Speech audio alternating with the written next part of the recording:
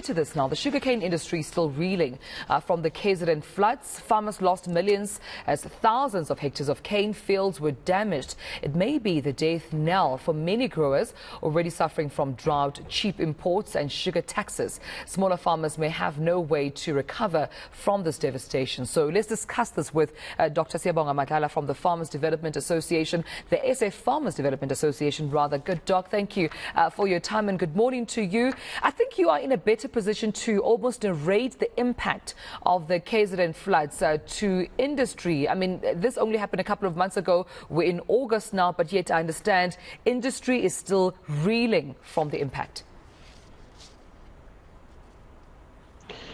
Morning, Tumelo, and morning, South Africans, and thank you for having me. Just a point to demystify. Yes, indeed, we suffered those losses because of infrastructure damage, and some fields were damaged. But let me tell you something about the sugarcane. It loves the rain. So we've just estimated more tons this year than there were last year.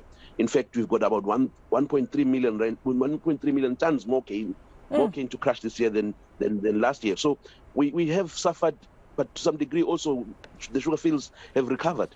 Yeah, that's reassuring. Seeing recovery there, because we know that the amount, lost in revenue, I'm sure it ranks into its millions. Just quantify for it in terms of, revenue lost, the amount of money that the industry could have gained, but unfortunately at that time did not. Yes, the sugarcane growing sector has lost some over 200 million rand worth of crop. But to a surprise, also the remaining fields have actually, begun to yield more.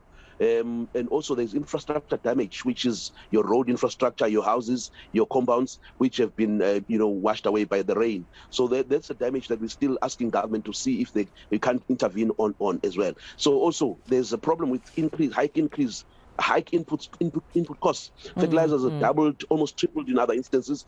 The diesel price has gone up. I know we've seen some slight decrease, but it hasn't, touched any bit of how much high it has gone.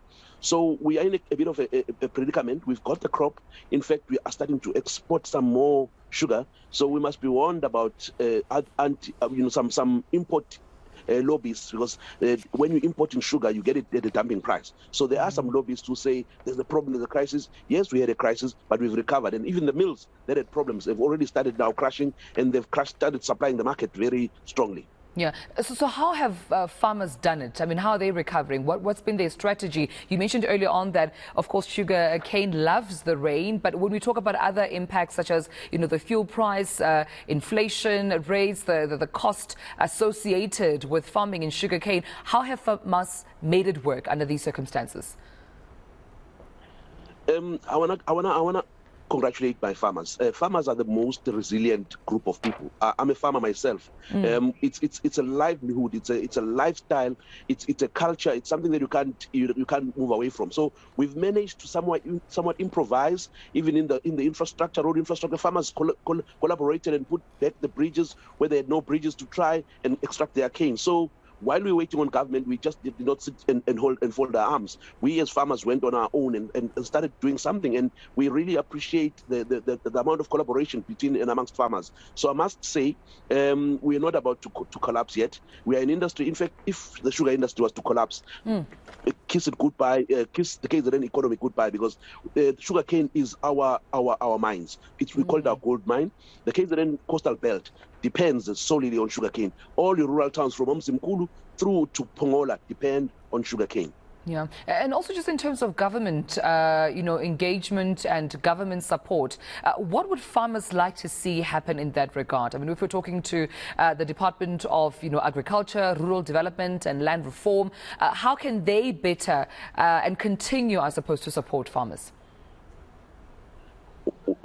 One cannot discount or water down what government has done. Just as early as March, April, we've actually received over 60 million rand worth of tractors and trucks from government. Department of Agriculture, Minister Didiza launched that to actually assist our farmers with trying to reduce the transport costs and also to work their lands. We've actually started implementing 6 farmer production support units in KZN and 1 in Mpumalanga, where government is bringing closer the implements and the tractors. So the one thing that we still want to cry out on government for assistance is the collaboration in dealing with the sugar tax. We don't think it was fair to introduce a sugar tax without introducing the mitigating opportunities, like for instance unlocking the biofuels. We've witnessed 2 sugar mills shut down, which means those rural towns that have been surviving on those mills are becoming ghost towns now. So we are appealing on government to quickly unlock the biofuels and also put a moratorium on the sugar tax.